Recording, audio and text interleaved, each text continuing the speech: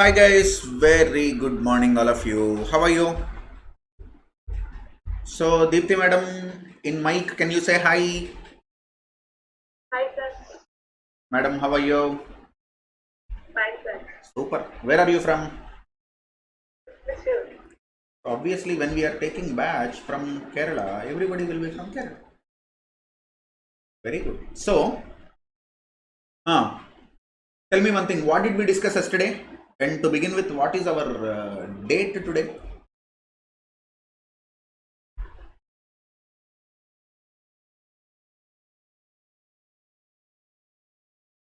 Hmm.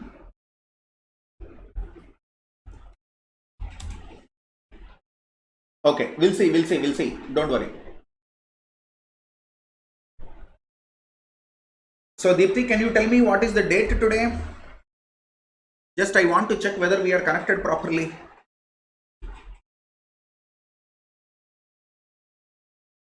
No? Is my voice clear now? Yes, sir. Tell me the date. 27th December 2022. Super. This is called a numbers lock. Because of numbers lock, nothing has fallen here. 27, 12, 2021 morning session. Okay. Tell me, yesterday what did we discuss? What chapter we completed?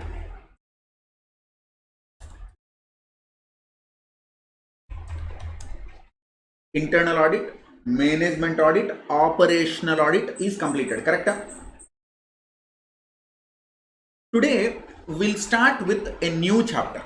Put the heading new chapter. Chapter 16, due diligence. Investigation, forensic audit.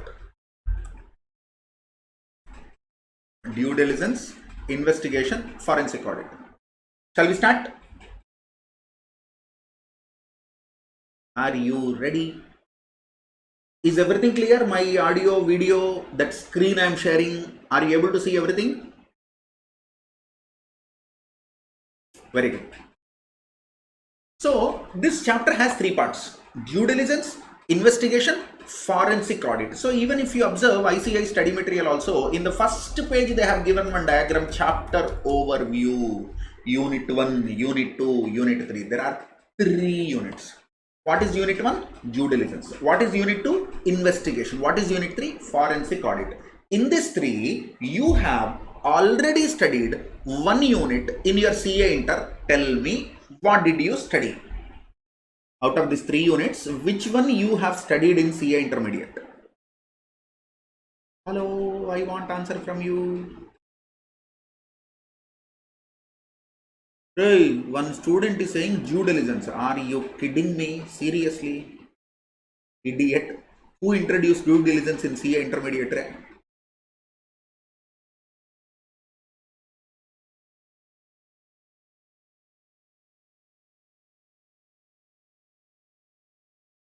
You have studied investigation. Audit versus investigation. This you have studied. Auditor starts the work without a preconceived notion. Audit is general examination, whereas investigation is critical and special examination. Investigator starts investigation with a preconceived notion that there are frauds and errors. Majority of the audit evidence obtained in audit is persuasive rather than conclusive, but to complete audit, persuasive evidence is enough. In case of investigation, investigator looks for comprehensive, complete evidence. In case of audit, test checking or audit sampling is applied. In investigation, test checking cannot be applied. Audit will be done usually for every financial year. Investigation can cover more than one financial year or less than one financial year. Audit is done by chartered accountants. Investigation can be done by any person. Audit is governed by statute. Investigation is not statutory. It is on request of management or a third party. Audit is governed by standards on audit, and the auditor gives a written report. Investigation is not governed by any standards, and the report is also can be written or oral, or can be in any format. You understand? Audit versus investigation already you have studied in CA Inter. Due diligence you have never studied. Okay, so shall we start with this chapter now? Hello. Shall we start with this chapter now? So put the heading Part 1, Unit 1, Due diligence. Now tell me, in general English, what is the meaning of due diligence? Swati, please turn on your mic and say hi, ma. Hi, sir. Have you heard this word diligence? Yes or no? Yes, sir. So whenever you are going outside, will your mom give you a series of instructions, care, caution? Yes, sir. What all she tells? Tell me.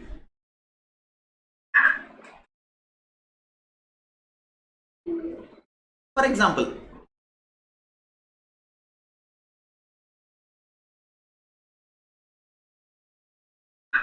I'll give you what my mom tells, okay? I have been driving car for almost 15 years, or probably more than 15 years.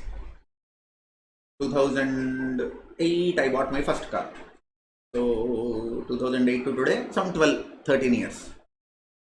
Till today, whenever I am going out, my mom tells, drive carefully. Everyday drama.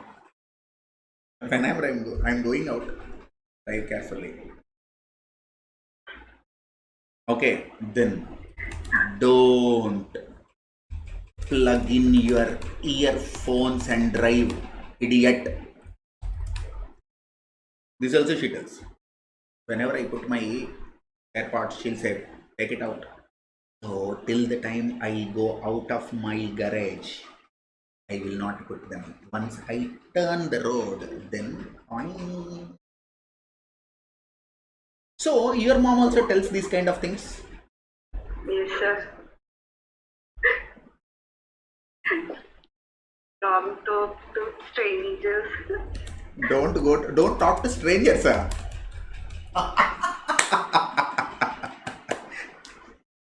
This is highlight, I tell you. Don't talk to strangers. Beautiful. Anything else? So this is very funny. We'll ask the other students also. Hey, any funny, weird this kind of instructions your mom tells you? Anything else? Guys, tell me in the chat box. This is I just love this. Don't talk to strangers. You're not a kid, dude, okay?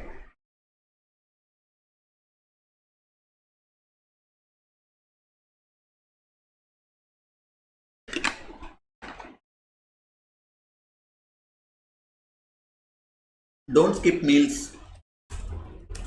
Okay. Then others is saying drive slowly. Sri Lakshmi is saying not going to drive slowly. Yeah, drive slowly. That already I wrote. Then anything else?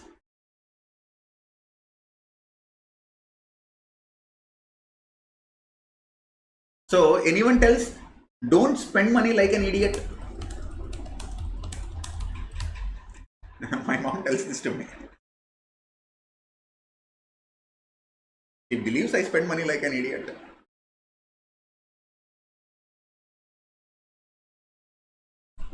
Okay, so for fun I am telling you, waste of 1-2 minutes.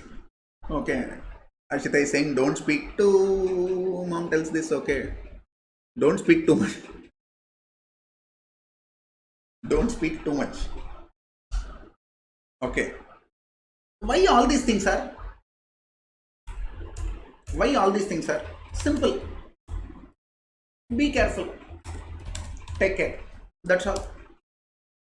Especially when I am going for outstation audits or any teaching assignment outside my hometown, then she tells big list of things every time. I might have gone to outstation audits or outstation teaching assignments 200 times in my life, but every time she tells about food, about health, about routine. So simple. This word diligence is there, no? This means taking utmost care. Diligence means taking utmost care, making informed decisions. Diligence is opposite of negligence or carelessness. Opposite of negligence, opposite of carelessness is diligence. That means diligence is care. That is the reason in code of conduct you might have studied. In code of conduct, the auditor shall exercise diligence throughout the audit.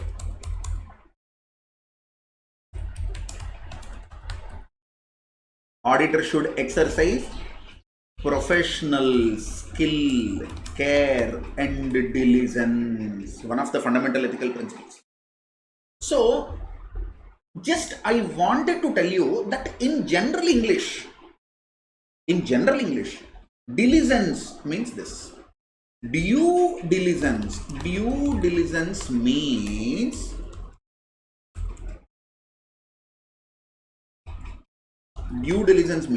a required care. Diligence means care, due diligence means required care. Are you taking adequate, enough, sufficient care? That is due diligence. So due diligence has connection with investments. Due diligence has connection with investments. Srilakshmi, turn on your mic once and tell me, if you want to invest money in a company, you have 1 crore rupees. If you want to invest this 1 crore rupees in a company or in a portfolio, Srilakshmi, tell me what care you will take, ma? I'll go through the statements of the company. So you mean to say financials you'll verify, financial statement analysis, correct? Yes. Very good, excellent, correct. Financial statement analysis you will do. Then I may consult some of these agents or investment banker, investment advisor. Okay, consult investment advisor. Because 1 crore rupees is big money, consult investment advisor. Then their previous stock market, how is it going? That means you will observe the market price of share over a period. Yes. Like, year by year, how the market price ups and downs are happening and all, you'll observe. So friends, you can also suggest in chat box some of the points you take care while investing money in a company. So what will you do? Anything more? Don't you think the most important thing to be looked at is the management of the company? That should be point number 1.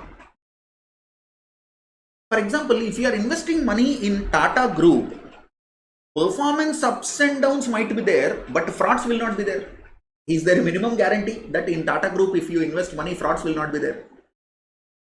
Yes, sir. There is a minimum guarantee, because last 100 years if you take, there were no big frauds reported in any of the Tata companies. So ethics, governance is more important. And consistency. It is not like, 1 year profits are there, 1 year losses are there. No, consistent performance is very important. Consistent performance. And the classic example for consistency, you cannot give a better. Can you give me one of the best examples in Indian stock market for consistency? Wipro. Can you believe in 1980, if you invest 10,000 rupees in Wipro, it is, hold your heart, it is 1,000 crores plus today.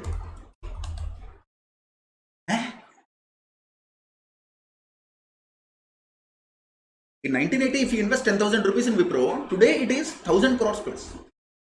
This is despite the fact that Azim Premji, Mr. Azim Premji, who is CEO of the company for around 5 decades, 50 years, he was the CEO of the company. Now it is given to his successor. That is a different story. He is considered to be one of the biggest, philanthropic activist in India. So he donates money left and right. Despite that, how much he is able to create wealth. So wealth creation is very important. Wealth creation is very important. Companies like Adani, or there are so many companies who have become, rich all of a sudden. But over a period, who have become rich, that is more consistent. So investing money in Wipro is always safer than investing money in Adani Group now. Though there is high return, there will be high risk also. Management of the company. So though I am, it is not deviating from the chapter. Due diligence, this is also due diligence only. But I am giving this example because I want you to know, as a budding chartered accountant, tomorrow you will be a chartered accountant, you yourself will be an investor, and you have to guide various people. Everybody will call you and ask you. Today, you can't even imagine how many people will call and ask me, Pawan, can I invest money in that company? Pawan, what about this IPO? Sometimes I can avoid, sometimes I cannot avoid, because if it comes from my sister or brother-in-law, or if it comes from my maternal uncle or dad's cousin, so how can I avoid? I have to tell them, uncle, that is a good IPO, uncle. You can invest money. Or, akka, that is a good IPO, akka. You can invest money. This is a good share. So, I have to. Though I am not investment advisor, in general they'll ask because I am a chartered accountant. So, you should develop this acumen. And obviously, everybody is interested in learning stock markets now. Right, from fundamental analysis to technical analysis to how to read the candlesticks to options trading to derivative to hedging to artificial intelligence to robo trading, everything is so fancy for CS students. So you have to learn, isn't it? So before investing money, you have to do XYZ things. This XYZ things is nothing but due diligence. This XYZ things you are doing, no, that is nothing but due diligence. So, in capital budgeting, in CA Inter, you have studied the risk and significance of investment decisions in the growth of a company. Correct. In capital budgeting, you have studied the significance of investment decisions, and in the next chapter, you studied risk analysis in capital budgeting, investment decisions and risk analysis. So, this due diligence, say it is extension of same.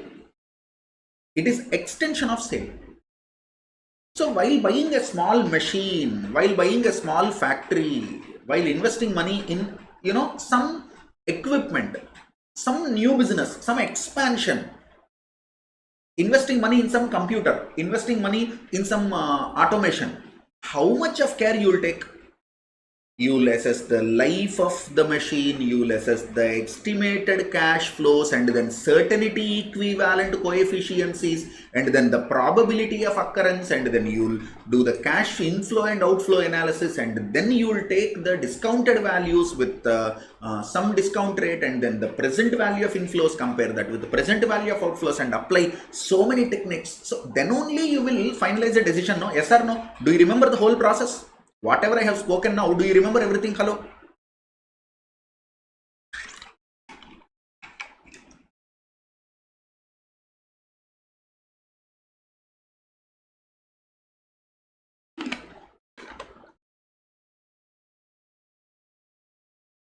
Everyone please respond. Do you remember this full story?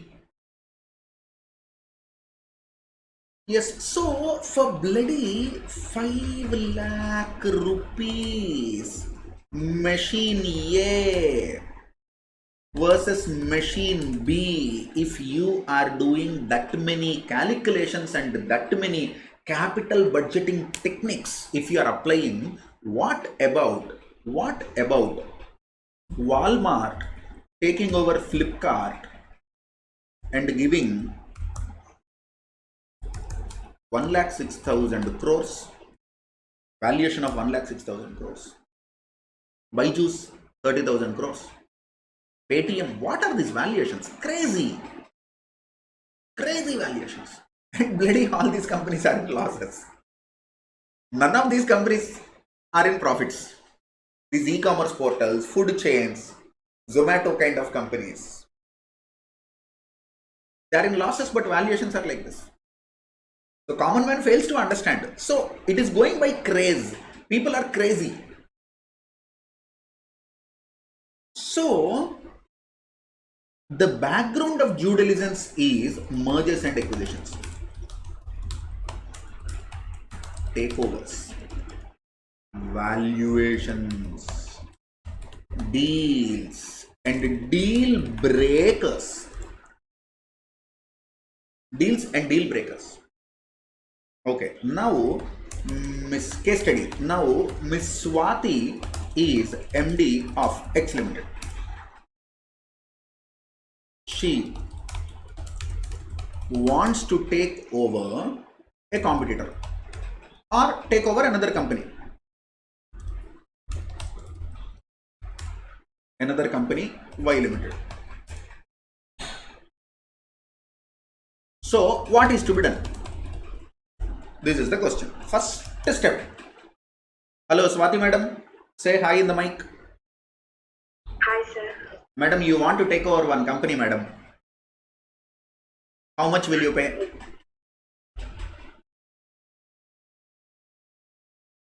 $500 crores.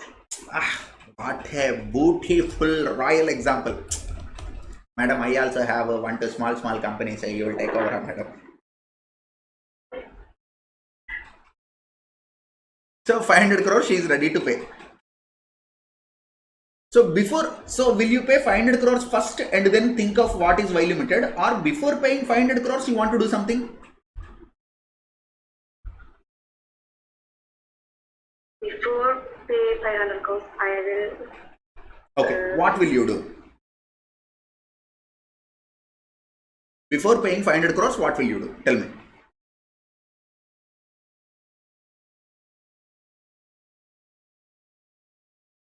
Appoint one consultant, madam. Yes, sir. So who's your consultant? Royal example, KPMG.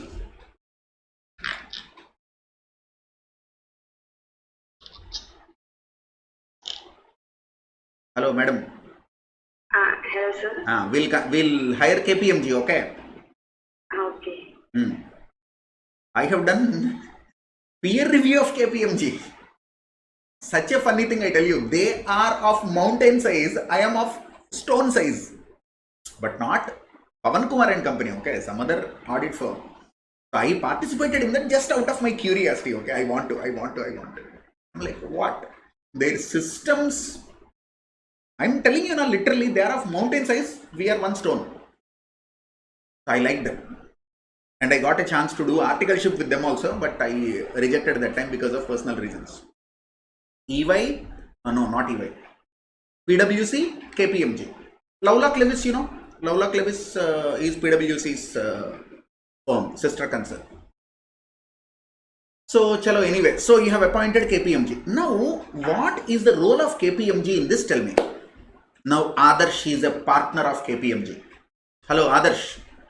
Adarsh is the lead in the team of KPMG to do this. What? To do this. Hello, fill in the blank. To do this. DD, due diligence. Okay, now there are two objectives. One. First, assess, evaluate, examine. You use whatever the verb, whatever the noun you want to use. Assess, evaluate, examine. If taking over Y Limited is advantageous to X Limited. What are the synergies that flow to me? So have you heard this word synergy? What are the synergies that flow to me? Hello guys, have you heard this word synergy?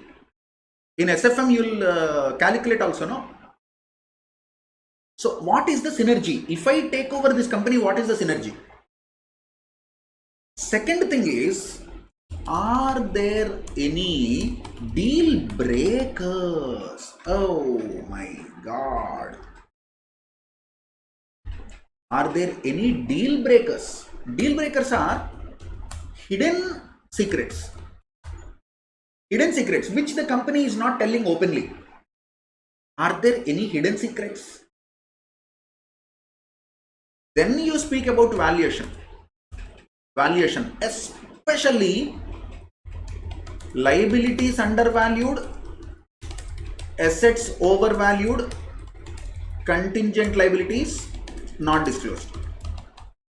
These are the killers. These are the killers. Liabilities overvalued, assets, liabilities undervalued, assets overvalued, contingent liabilities not disclosed. These are the killers. You'll have to dig deeper into identifying these three areas. For example, there is a court case. For example,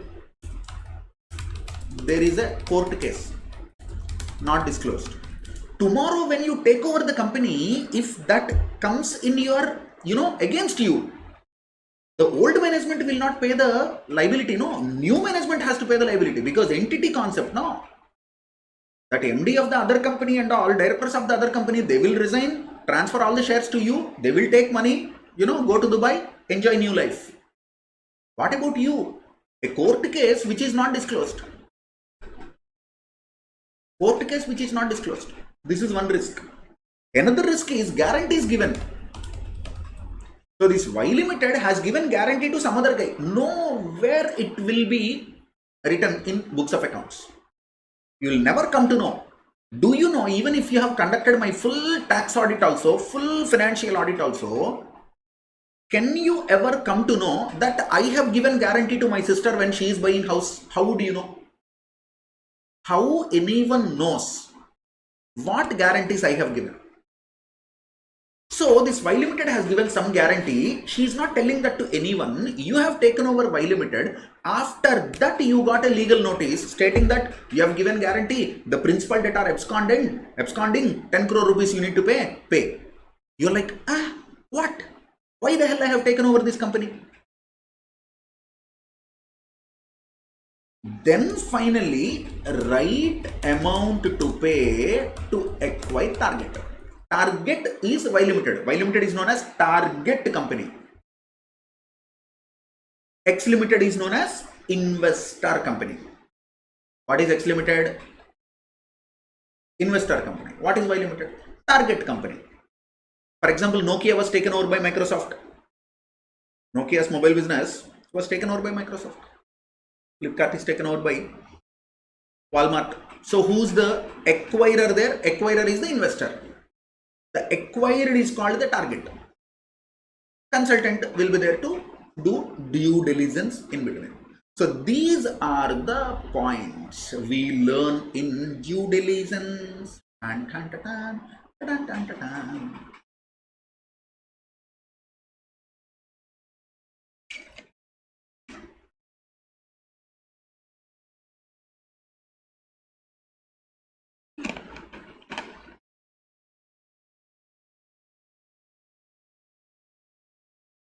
So let us try to understand. Some, with the help of some examples. Susan, can you say hi in the mic?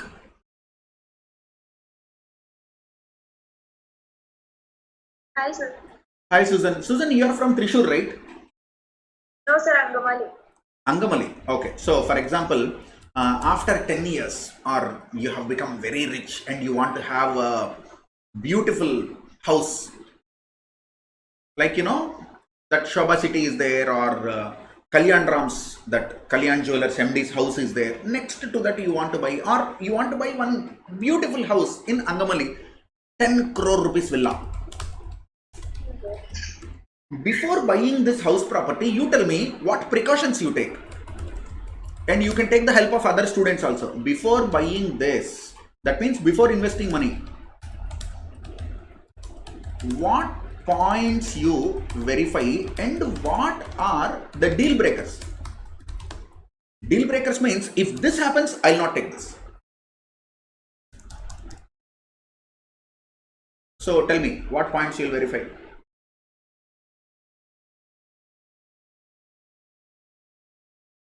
Think, visualization works, role play works, whether it's in a good locality. So this guy wants to verify locality. Okay, then whether all facilities are available, like what facilities you want to have? Lift, conveyance, everything is available, conveyance, water, like all facilities, like super, parking, pool, gymnasium. Then you verified facilities. Then,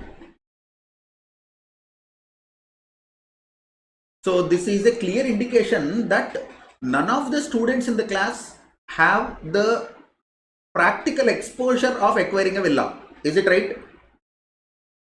yes, sir. First thing you should do is forget about locality, facilities. All these things we'll see later. All those are important. I'm not saying they are not important. First thing is you ask the owner or the builder to give a certified copy of the title deed.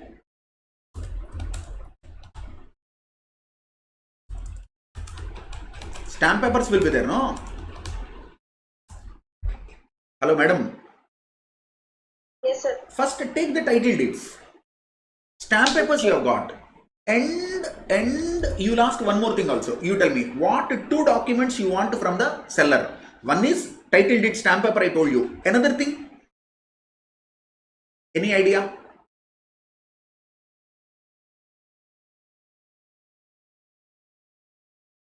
Building floor plan, ma. Isn't it? You will not take building floor plan, how they constructed it or how they are about to construct. That floor plan you will take, no? Yes or no? Confirm in chat box, yes or no? Will you ask for stamp papers and building floor plan?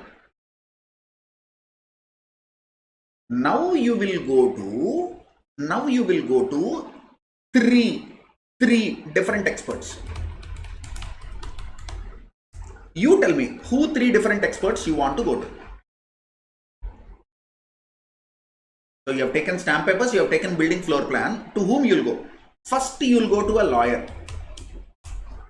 Correct? First you will go to a lawyer and you will ask him whether title is clear. If this is not clear, you even if you pay 100 rupees advance also, that is waste of money. If title is not clear, you never put 1 rupee also on that property. Disputed properties may come cheaper, but see, whatever I am discussing now, everything has a connection. Everything has a connection with our due diligence. After these examples, when you go to our ICAI study material, check. Pawan sir, beautiful. The topic is over and we understood everything properly. That is how it should be. So first you will go to a lawyer to check whether title is clear or not. So now you tell me how the lawyer identifies this. How the lawyer identifies this? So he will pay some challan money, some fee will be there, some challan fee to local government, and he will obtain that Patadar passbook or some land records from the government. So he'll pay some challan and he'll obtain land records from the government. So from municipal corporation or panchayat office or from this corporation, okay, so he will get records he will get copy of government records. This is point number 1. After that, linked documents. Linked documents. That means in 1961, this land was sold by so and so gentleman to so and so gentleman. In 1974, this gentleman has sold it to another lady. In 1989, this lady has sold it to so and so company. In 2001, so and so company sold this property to so and so guy.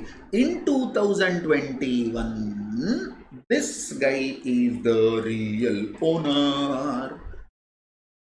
Linked documents. Then encumbrance certificate. Encumbrance certificate. Encumbrance certificate. Whether the property is already mortgaged to someone, sold to someone, whether it has any charges, is it a freehold property or no? What is the mortgage on this? So this is the legality. So can I term this as legal due diligence? Legal due diligence. Hello, all of you. Can I say that this is legal due diligence? That means you are taking care and caution legally. That is called legal due diligence. So legal due diligence is over. Who is the second expert you will go to?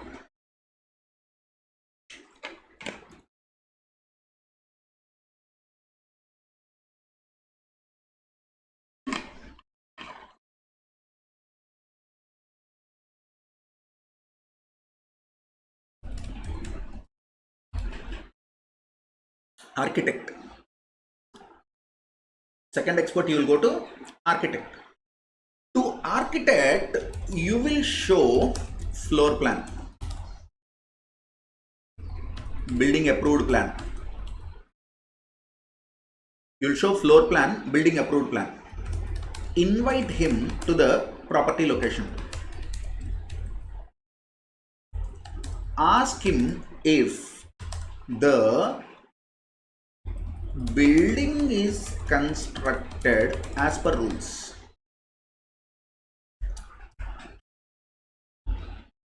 Go to an architect. Tell him that, sir, I am thinking of buying this house property, sir. This is the floor plan. This is the building plan.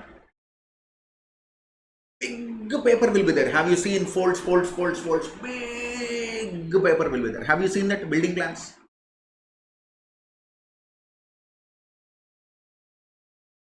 Guys, let me know in the comment section. Have you seen big paper will be there?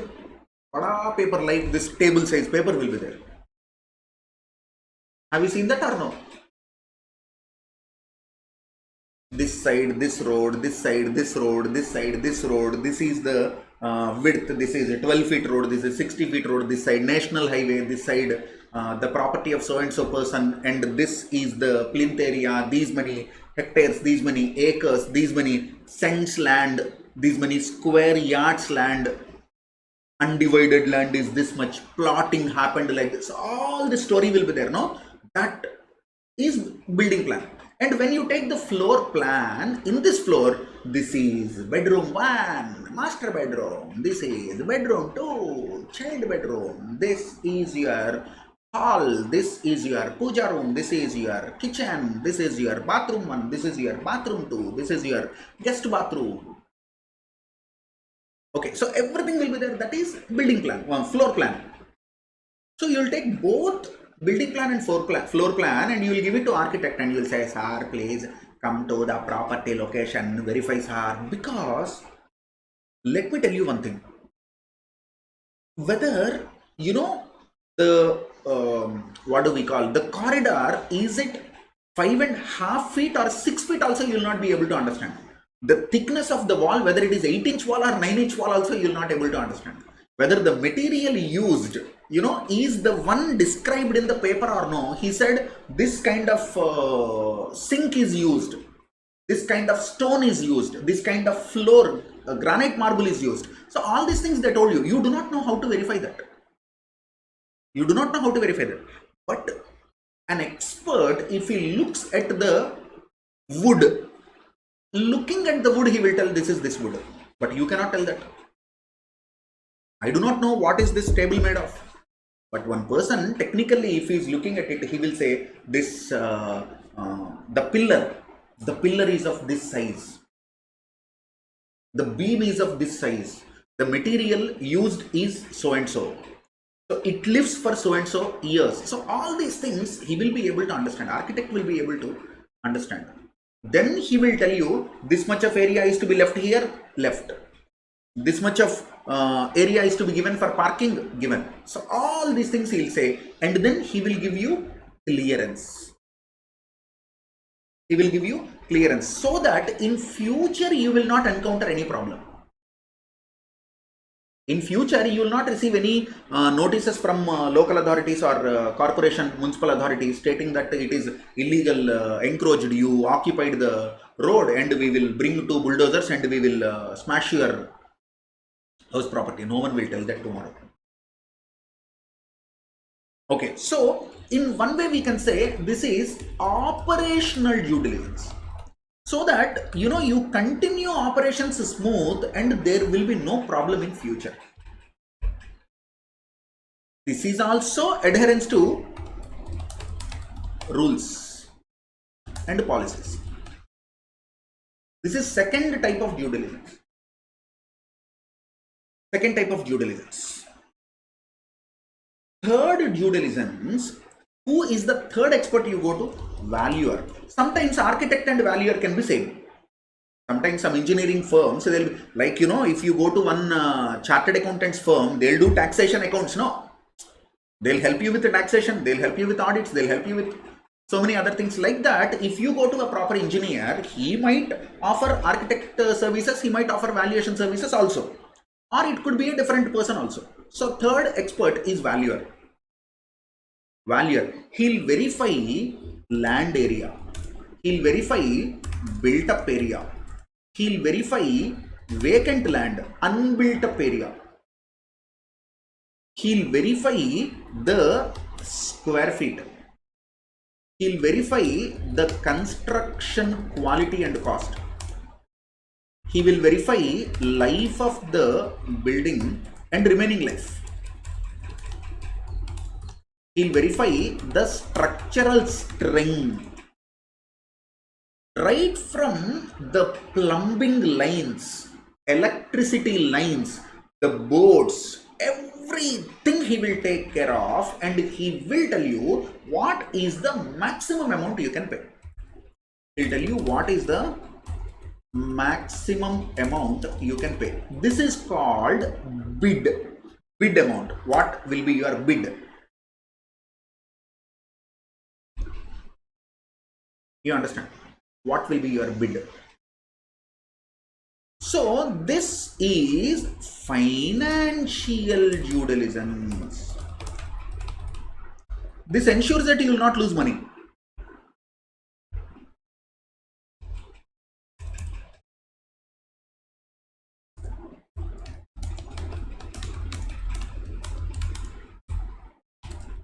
This ensures that you will not lose money. So one thing ensures adherence to rules and policies.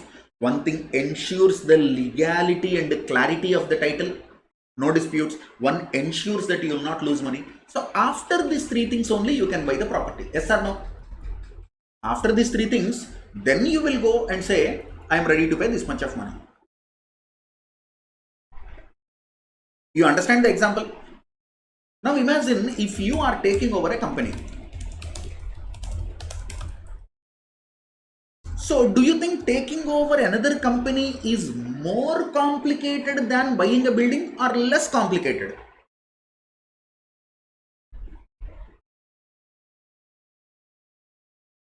Guys, do you think it is more complicated or less complicated? More complicated. So if it is more complicated, will you do more due diligence or less due diligence? If it is more complicated, will you increase the diligence? Yes, you will do more. What more due diligence is to be done? Based on the nature of company, you will do IT due diligence. What is the strength of their IT infrastructure? What kind of softwares, what kind of hardwares, what kind of applications they use? So for how long this technology will be in use and when I need to change the technology. For example, when Walmart is taking over Flipkart, the first thing they might have observed is what is the strength of their this technology and app. No, they do stress testing. What is the stress testing? You know, this app, how many people can use this simultaneously? That is called stress testing. For example, if we have small app, okay, if 10,000 people are using it same time, it might not function properly, isn't it? But apps like Uber, Flipkart, if 1 crore people are using also, it should work properly. Because imagine Flipkart and Amazon, this big billion sale kind of things will be there, festival sales will be there. Then how many people will access? Don't you think lakhs and crores of people will access the mobile app simultaneously? So can it bear the, you know, load? IT due diligence is important for them. Are you understanding me? Based on the nature of the company, information technology due diligence, the technology side due diligence is more important. Now imagine you are taking over one academy, like, you know, Byju's is taking over so many academies, so many education startups. Okay, and this IIT companies will be there, no? This Akash IIT kind of companies, they take over or they are taken over by other companies and all. These kind of due diligences are there, no? The biggest challenge for them is, imagine you are taking over one IIT coaching center because there are 4 super duper faculty. There are 4 faculty. See, education business is run by the name of lecturer, no? It is not by the brand. One level. When you joined CA Foundation, you might have joined one academy looking at academy brand. But when you come to final, either you will go with the faculty name or you go with the suggestion of your friend. Yes or no? You will not go with the brand of academy now. So what is more important?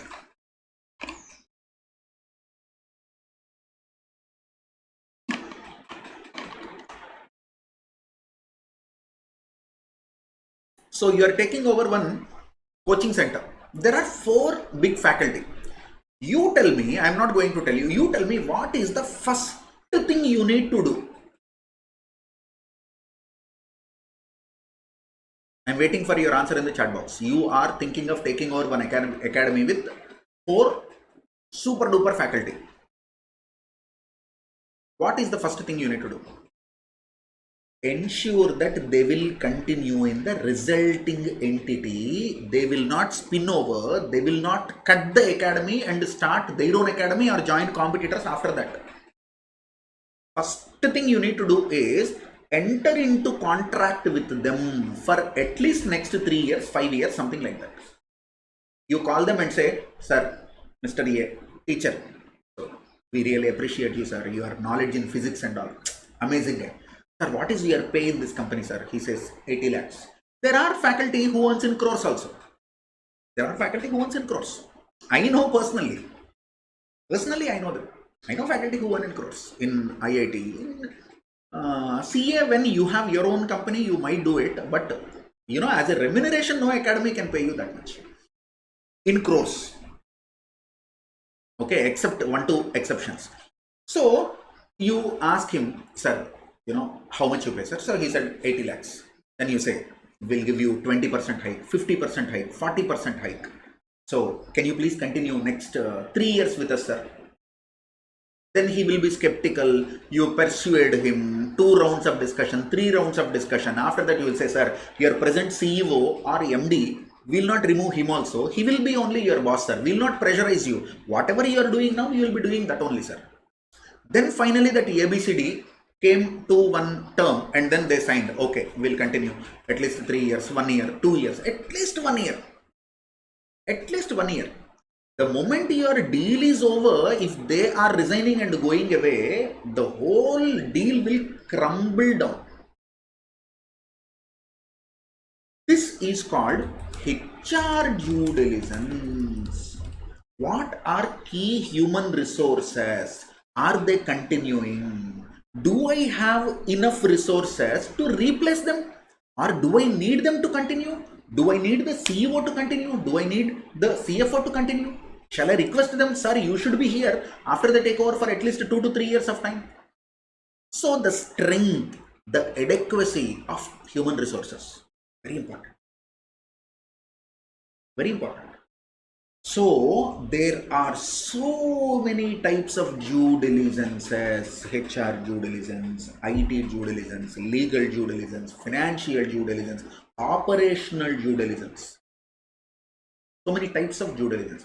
After that only you will come to a conclusion. Normally what happens is, first X Limited and Y Limited, they enter into NDA.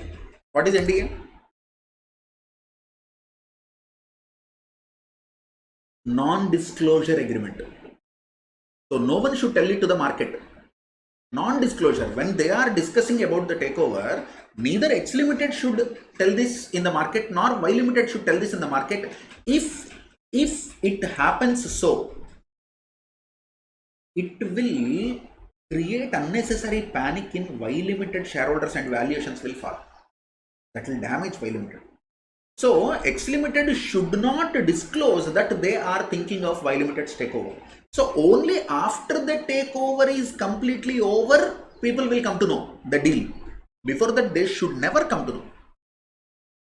And even, as a part of one venture capital company, I was doing some assignment in valuation. What they do, they will not use, one investment banker will be there. This investment banker will go to X Limited and say, hey, there is one company, 500 crore valuation. You want to acquire? X Limited said, yes. What are the company details? Enter into NDA. Then I will give the whole information to X Limited, but nowhere I will disclose it is Y Limited. We will give all the projections. We will give all the papers with a dummy name. For example, Alpha Limited, in bracket dummy name. So who's buying, who's selling, you'll never come to know.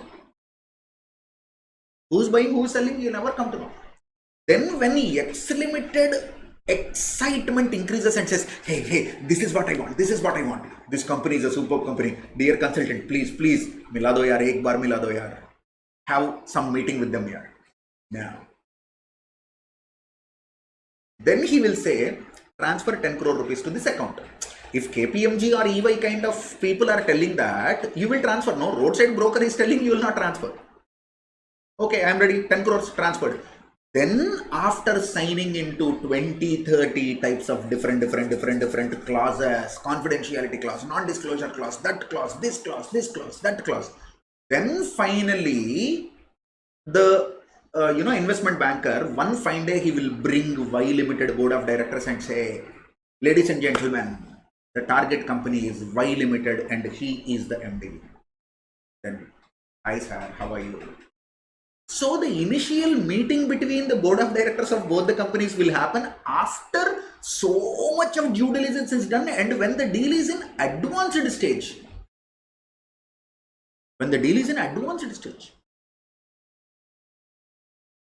Then the only formality will be agreements, transfer money. That's all. So at that level only we'll disclose the name. If you do not want, go. So KPMG will say, dear X Limited, if you do not want to take over this guy, is a very strong guy in the market. I have 100 people. 2 days back, today we are dealing with this class on 27th December. 2 days back on the Christmas Eve, we have received one email from L&T, asset management company, mutual funds business. So one part of the mutual fund business of L&T was taken over by HSBC. So before the transaction happens, you will never come to know. HDFC Life has acquired the life insurance business of L&T many years back. You'll never come to know that the deal is going on. So it is like L&T will call one big consultant like EY or PwC and then they say, boss, we want to divest or we want to demerge, spin off. We want to come out of this insurance business. then EY will do 1 month, 2 months, 3 months due diligence within the company, putting it in a proper shape, developing investor proposal. So how the proposal is to be presented to the investor, they will work on everything. They will work on their valuation. So much of seller side due diligence will be done. Seller side due diligence will be done. Then after 1.5 to 2 months, they will say, sir, this is the shape. For that, they will charge some fixed amount. That fixed amount could be 10 crores, 20 crores. So they'll say, sir, to bring the proposal to this level, 10 crores, 20 crores. So L&T happily will pay, okay, lelo. Then identifying the investor. This EY will go to the market, and in their connections, they will see who is appropriate person to take over this insurance business. L&T Insurance is the target. Who will be the investor? They will think, shall we approach Bajaj Allianz? Shall we approach Tata AIG? Shall we approach HDFC? Shall we approach SBI Life? Shall we approach any new entrant who is not into insurance business? Like, TVS, Mahindra, or any group which is big group which is not into insurance, maybe they will be more keen to invest money. Then they will go to one XYZ big company, and then they'll say, sir, we have a proposal for you. Are you interested to invest 500 crores? Then that big group said, obviously yes. Then the drama starts. Now what these people will do, the whole work they have done EY using L&T Insurance, they will replace it with Alpha Insurance, Gamma Insurance, Beta Insurance. Then they will tell, this insurance company name is there. No, this is a dummy name. Take this. In that, the background of the company, the strength of the company, the number of subscribers, number of customers, number of policy holders, the reserves they have, the business they generated, their rich history, everything will be given without name. Then that so and so acquiring company, after reading all these things, they will say, yes, we are interested. Then EY will say, can you please sign this agreement? Okay. Can you pay advance money? Okay. This is how in reality due diligence happens, which I have seen with my naked eye, which we have seen, but not big companies like L&T, Reliance and all. Small companies like maybe 80 crores, 60 crores, 100 crores. I have never seen due diligence of any company beyond 100 crores. Small company valuation, small company takeovers and all. The acquirer is a big guy, but the target is a small guy, 80 crores, 60 crores, 100 crores. So this is how due diligence will take place. Ta-da!